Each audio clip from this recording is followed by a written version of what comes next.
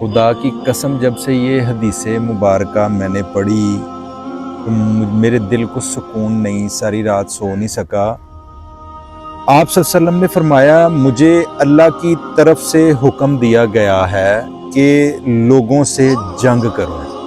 آپ صلی اللہ علیہ وسلم کو اللہ تبارک و تعالیٰ کی طرف سے حکم دیا گیا کہ لوگوں سے جنگ کرو، اس وقت تک کہ وہ اس بات کا اقرار کر لیں کہ اللہ کے سوا کوئی معبود نہیں، اور یہ کہ محمد مصطفیٰ صلی اللہ علیہ وآلہ وسلم اللہ کے سچے رسول ہیں، اور نماز ادا کرنے لگیں، زکوٰۃ دینے لگیں۔ جس وقت وہ یہ کرنے لگیں گے تو مجھ سے اپنے جان و مال کو محفوظ کر لیں گے سوائے اسلام کے حق کے۔ رہا ان کے دلوں کا حال تو وہ اللہ کے ذمہ۔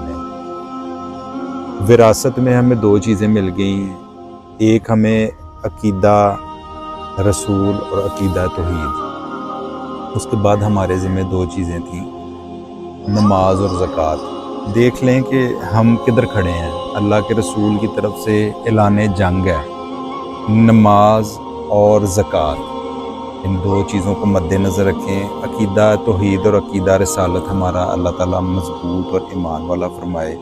جن جن دوستوں کو میری یہ بات، یہ احادیث مبارکہ سمجھ آئی، ان دوستوں سے میری یہ گزارش یہ ہے کہ صرف اپنی حد تک نماز نہیں ہم نے ادا کرنی، زکوٰۃ نہیں ادا کرنی، اپنے عزیز و اقارب اور اپنے دوست احباب، اپنے والدین، اپنے بہن بھائی، اپنے بچے، سب کو اس چیز کی تلقین کریں۔